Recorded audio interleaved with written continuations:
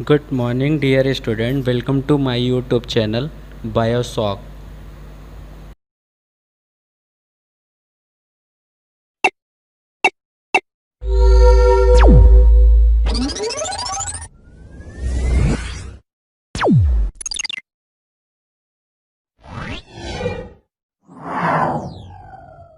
Hello dear student, NCERT post card in Hindi series में आज हम बात करेंगे principle of inheritance and variation का पार्ट 2। हेलो डियर स्टूडेंट, आज हम बात करेंगे इनहेरिटेंस ऑफ वन जीन यानी मोनोहाइब्रिड क्रॉस के बारे में। तो इनहेरिटेंस ऑफ वन जीन की स्टडी के लिए मेंडल ने टॉल तथा डॉर्फ प्लांट का क्रॉस कराया। इस क्रॉस के फलस्वरूप बने सीड्स को कलेक्ट किया तथा उनको उगाकर फर्स्ट हाइब्रिड जनरेशन के प्लांट प्राप्त किए। इस जनरेशन को F1 प्रोजनी भी कहा जाता है। ठीक है, F1 प्रोजनी के सारे प्लांट्स टॉल थे, कोई डॉर्फ नहीं था। इस प्रकार के ऑब्जर्वेशन दूसरे ट्रेड्स के पेयर में भी पाए गए। मेंडल ने देखा कि F1 जनरेशन के प्लांट में हमेशा दो में से एक ही पेरेंट के ट्रेड प्राप्त होते हैं। मेंडल ने टॉल प्लांट यानी F1 जनरेशन का सेल्फ पॉलिनेशन कराकर F2 जनरेशन प्राप्त की। F2 जनरेशन में कुछ ऑफस्प्रिंग डॉर्फ भी थे जो F1 जनरेशन में नहीं दिखे थे। F2 जनरेशन के सभी F2 प्लांट में डॉर्फ प्लांट का प्रोपोर्शन 1/4 यानी 25%, जबकि टॉल प्लांट 3/4 यानी 75% थे। प्लांट्स में टॉल तथा डॉर्फ ट्रेड इनके पेरेंट्स के समान थे तथा इनमें किसी प्रकार की ब्लेंडिंग नहीं थी, अर्थात सभी या तो टॉल थे या तो डॉर्फ, इनके बीच की हाइट का कोई नहीं था। मेंडल ने अन्य प्लांट्स के ट्रेड का अध्ययन किया, उन प्लांट्स में भी इसी प्रकार के रिजल्ट प्राप्त हुए। F1 जनरेशन में केवल एक ही पेरेंट्स के ट्रेड प्राप्त हुए, जबकि F2 जनरेशन में दोनों पेरेंट्स के ट्रेड 3:1 प्रोपोर्शन में प्रकट हुए। कंट्रेस्टिंग कैरेक्टर में F1 या F2 दोनों स्टेज में किसी प्रकार की ब्लेंडिंग नज़र नहीं आई। इन ऑब्जर्वेशन के आधार पर मेंडल ने बताया कि कोई स्टेबल वस्तु पेरेंट से ऑफस्प्रिंग में गैमीट के माध्यम से पीढ़ी दर पीढ़ी जाती है।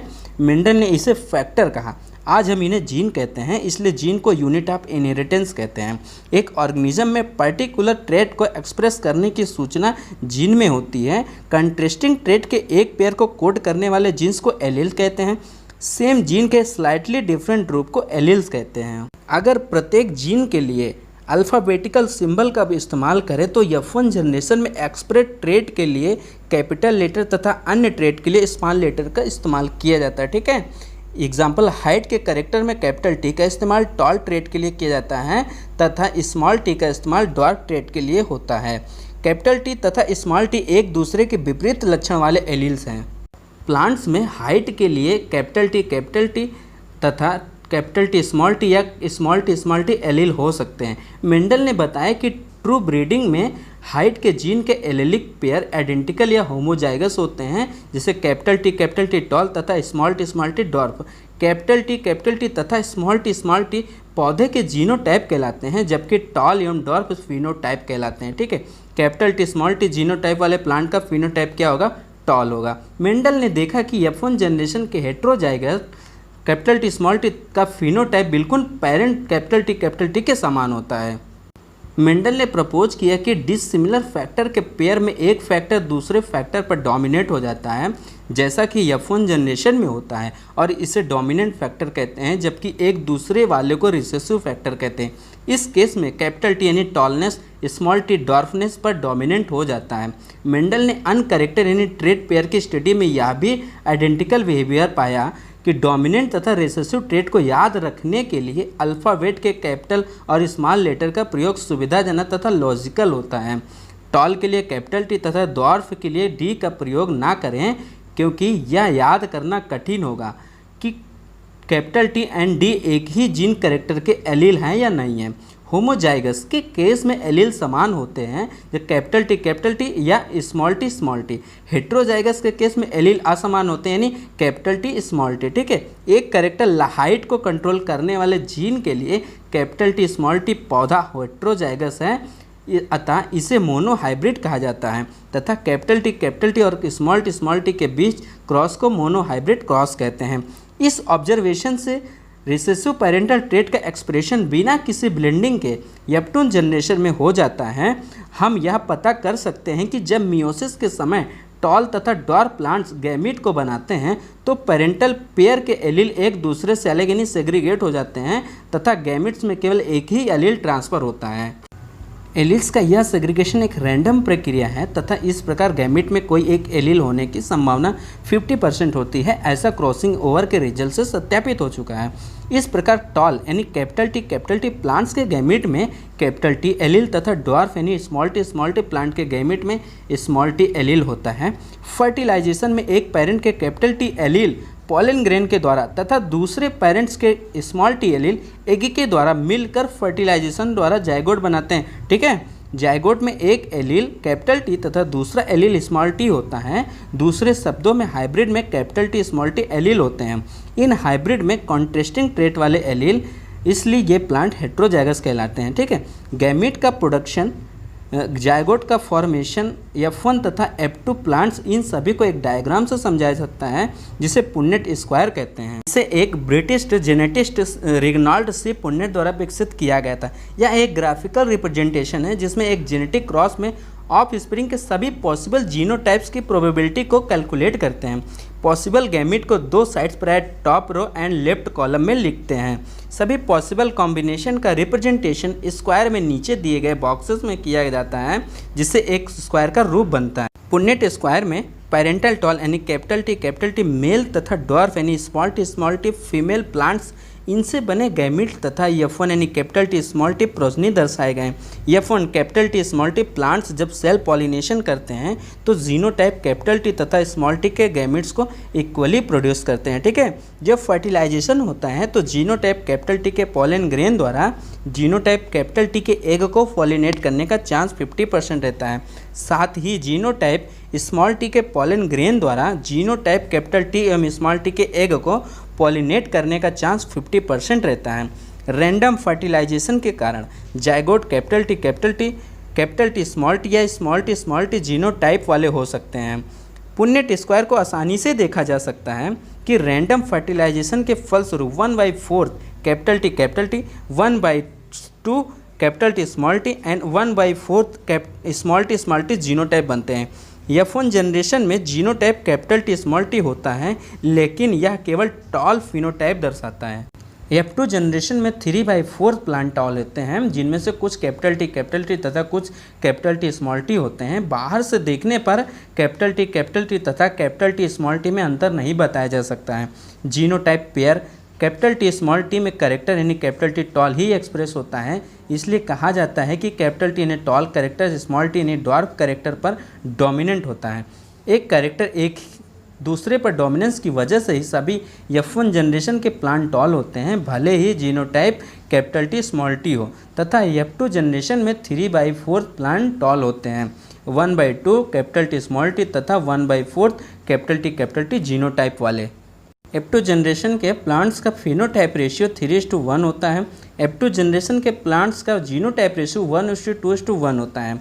ठीक है, कैपिटल टी स्मॉल टी के 1/4:1/2:1/4 रेशियो को मैथमेटिकल के बाइनोमियल एक्सप्रेशन ax + by का होल स्क्वायर में एक्सप्रेस किया जाता है, जिसमें कैपिटल टी एवं स्मॉल टी जीन वाले गैमीट 1/2 की समान फ्रीक्वेंसी में रहते हैं। इस एक्सप्रेशन का एक्सपेंडेड रूप निम्न प्रकार होता है। मेंडल ने F2 जनरेशन के प्लांट्स का सेल पॉलिनेशन कराया तथा पाया कि F2 जनरेशन के ड्वार्फ प्लांट से F3 तथा F4 जनरेशन में केवल ड्वार्फ प्लांट्स ही उत्पन्न किए। मेंडल ने निष्कर्ष निकाला कि ड्वार्फ प्लांट का जीनोटाइप होमोजाइगस यानी स्मॉल टी था। मैथमेटिकल प्रोबेबिलिटी के प्रयोग से जीनोटाइप का कैलकुलेशन किया जा सकता है। डोमिनेंट ट्रेट के फिनोटाइप को देखने भर से जीनोटाइप बताना संभव नहीं है। एग्जाम्पल F1 या F2 जनरेशन में टॉल प्लांट का जीनोटाइप कैपिटल टी या कैपिटल टी स्मॉल टी या नहीं बताया जा सकता है। F2 जनरेशन में टॉल प्लांट के जीनोटाइप को ज्ञात करने के लिए मेंडल ने F2 जनरेशन के टॉल प्लांट को ड्वार्फ प्लांट के साथ क्रॉस कराया तथा इसे टेस्ट क्रॉस नाम दिया। एक टिपिकल टेस्ट क्रॉस में डोमिनेंट फिनोटाइप वाले ऑर्गेनिज्म जिसका जीनोटाइप पता करना है का रिसेसिव पेरेंट से क्रॉस कराया जाता है, ना कि सेल्फ क्रॉसिंग। टेस्ट ऑर्गेनिज्म के जीनोटाइप जानने के लिए क्रॉस की प्रजनी की एनालिसिस की जा सकती है। मोनोहाइब्रिड क्रॉस पर अपने ऑब्जर्वेशन को आधार बनाकर मेंडल ने 2 जनरल रूल प्रस्तावित किए। आज इन रूल्स को प्रिंसिपल्स या लॉ ऑफ इनहेरिटेंस कहते हैं। फर्स्ट लॉ को लॉ ऑफ डोमिनेंस कहते हैं तथा सेकेंड लॉ को लॉ ऑफ सेग्रीगेशन कहते हैं। हम बात करेंगे लॉ ऑफ डोमिनेंस की। तो पहला है कैरेक्टर्स डिस्क्रीट यूनिट द्वारा कंट्रोल होते हैं जिन्हें फैक्टर्स कहते हैं। दूसरा फैक्टर्स पेयर में होते हैं। तीसरा फैक्टर्स के डिसिमिलर पेयर में एक डोमिनेट करता है तथा दूसरा रेसेसिव रहता है। लॉ ऑफ डोमिनेंस के मोनोहाइब्रिड क्रॉस से F1 जनरेशन में केवल एक पेरेंटल कैरेक्टर का एक्सप्रेशन तथा F2 जनरेशन में दोनों पेरेंटल कैरेक्टर के एक्सप्रेशन को समझा जा सकता है। यह F2 जनरेशन में प्राप्त 3:1 रेशियो को भी एक्सप्लेन करता है। हम बात करेंगे लॉ ऑफ सेग्रीगेशन की। तो यह लॉ इस फैक्ट पर आधारित है कि एलील आपस में बिल्डिंग नहीं शो करते हैं तथा F2 जनरेशन में दोनों कैरेक्टर फिर से रिकवर हो जाते हैं, भले ही F1 जनरेशन में इनमें से एक प्रकट ना हुआ हो। पेरेंट में दो एलील्स होते हैं। गैमेट फॉर्मेशन के समय फैक्टर या एलील का एक पेयर एक दूसरे से इस प्रकार सेग्रीगेट होते हैं कि गैमेट को दो में से एक ही फैक्टर एक होमोजाइगस पेरेंट्स द्वारा उत्पन्न सभी गैमेट समान होते हैं। एक हेट्रोजाइगस पेरेंट दो प्रकार के गैमेट्स उत्पन्न करता है जिनमें से इक्वल प्रोपोर्शन में प्रत्येक के पास एक एक एलील होता है।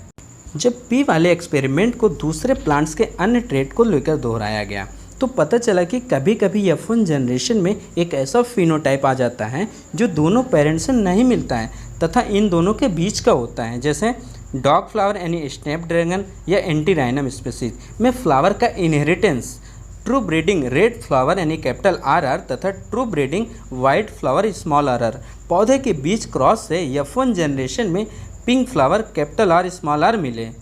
जब F1 जनरेशन को सेल्फ पॉलिनेट किया गया तो F2 जनरेशन के परिणाम मिले 1:2:1 या 1 रेड 2 पिंक 1 वाइट। यहाँ जीनोटाइप का रेशियो मेंडेलियन मोनोहाइब्रिड क्रॉस की तरह होता है, परंतु फिनोटाइप रेशियो 3:1 बदल जाता है। यहाँ capital R factor small r factor पर कम्प्लीटली डोमिनेंट नहीं है, जिस कारण capital R small r pink बन गया। बात करते हैं explanation of concept of dominance की। तो वास्तव में डोमिनेंस क्या है, कुछ एलील्स डोमिनेंट तथा कुछ रिसेसिव क्यों है, इन प्रश्नों के आंसर को जानने के लिए जीन्स का कार्य जानना आवश्यक है। प्रत्येक जीन में एक पर्टिकुलर ट्रेट को एक्सप्रेस करने की सूचना पाई जाती है। डिप्लॉयड ऑर्गेनिज्म में एलील के जोड़े के रूप में प्रत्येक जीन की 2 कॉपी पाई जाती है। हेट्रोजाइगोट में 2 एलील्स आइडेंटिकल नहीं होते हैं। एक एलील की भिन्नता का कारण उसमें आया कोई परिवर्तन हो सकता है जो पर्टिकुलर एलील में उपस्थित सूचना को मॉडिफाई कर देता है। और एक जैसे जीन का एग्जाम्पल लिया जाए जिनमें एक एंजाइम बनने की सूचना है, ठीक है। एक जीन की दोनों कॉपीज इसके 2 एलीलिक फॉर्म है। मान लेते हैं कि नॉर्मल एलील नॉर्मल एंजाइम को बनाता है जो एक सबस्ट्रेट यानी यस के ट्रांसफॉर्मेशन के लिए आवश्यक है। नॉर्मल या लेस एफिशिएंट एंजाइम, दूसरा एनॉर्मल फंक्शनल एंजाइम, तीसरा no enzyme at all. First case में मॉडिफाइड एलील तो अनमोडिफाइड एलील के इक्विवेलेंट है, अर्थात यह सबस्ट्रेट यस के ट्रांसफॉर्मेशन के फलस्वरूप उसी पुराने फिनोटाइप या ट्रेट का उत्पादन करेंगे, ठीक है। ऐसे इक्विवेलेंट एलील पेयर बहुत ही कॉमन होते हैं। अगर एलील किसी भी एंजाइम या नॉन फंक्शनल एंजाइम का उत्पादन करता है तो फिनोटाइप प्रभावित हो सकता है। फिनोटाइप ट्रेट केवल अनमोडिफाइड एलील के फंक्शनिंग पर डिपेंड करेगा। Unmodified functioning allele dominant allele है जो ओरिजिनल फिनोटाइप को रिप्रेजेंट करता है तथा मॉडिफाइड एलील जनरली रेसेसिव होता है। इसलिए ऊपर दिए गए एग्जाम्पल में रेसेसिव ट्रेट दिखने से या तो एंजाइम बनता ही नहीं या नॉन फंक्शनल बनता है। हम बात करेंगे कोडोमिनेंस की। अभी तक हम उन क्रॉस की चर्चा कर रहे थे जहां F1 जनरेशन 2 पेरेंट्स में से किसी एक से मिलता था यानी डोमिनेंस, या दोनों पेरेंट्स के मध्य लक्षणों वाला यानी इनकम्प्लीट डोमिनेंस था। कोडोमिनेंस में F1 जनरेशन दोनों ही पेरेंट्स से मिलती जुलती है। एग्जाम्पल, ह्यूमन बीइंग में एबीओ ब्लड ग्रुप को डिटरमाइन करने वाली विभिन्न प्रकार के red blood cells. ABO blood group I gene के द्वारा कंट्रोल होता है। रेड ब्लड सेल्स की प्लाज्मा मेम्ब्रेन में सतह से उभरे हुए शुगर पॉलीमर होते हैं। ये शुगर किस प्रकार के होंगे, जीन आई पर निर्भर करता है।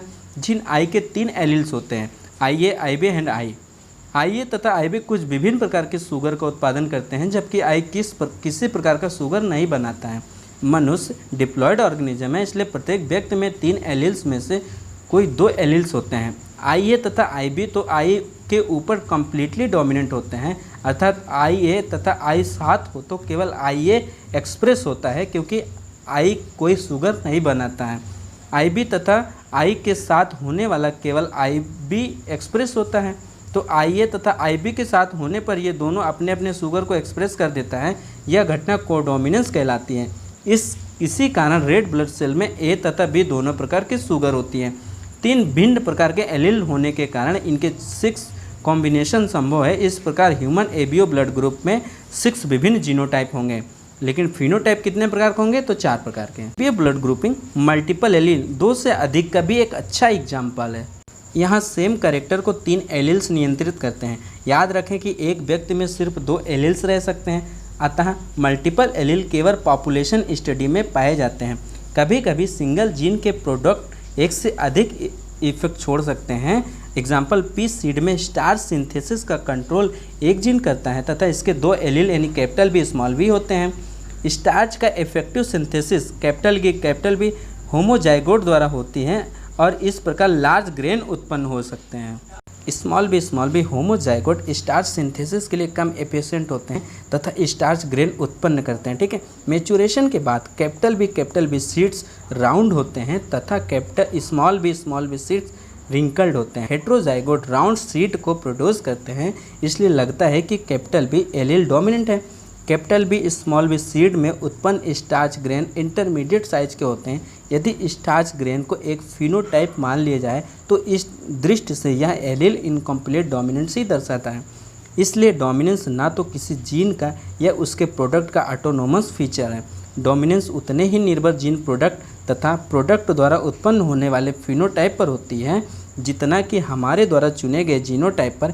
इस केस में एक जीन से एक से अधिक जीनोटाइप प्रभावित होते हैं। डियर स्टूडेंट, आज हम यहीं तक रिवाइज करेंगे। पार्ट 3 में पूरा डाई हाइब्रिड क्रॉस को डिस्कस करेंगे। ठीक है। अगर आप मेरे चैनल पर नए हो तो मेरे चैनल को लाइक, सब्सक्राइब और शेयर जरूर करें। इससे मुझे मोटिवेशन मिलता है और मैं आपके लिए अच्छी से अच्छी वीडियो बनाता हूँ। Thank you.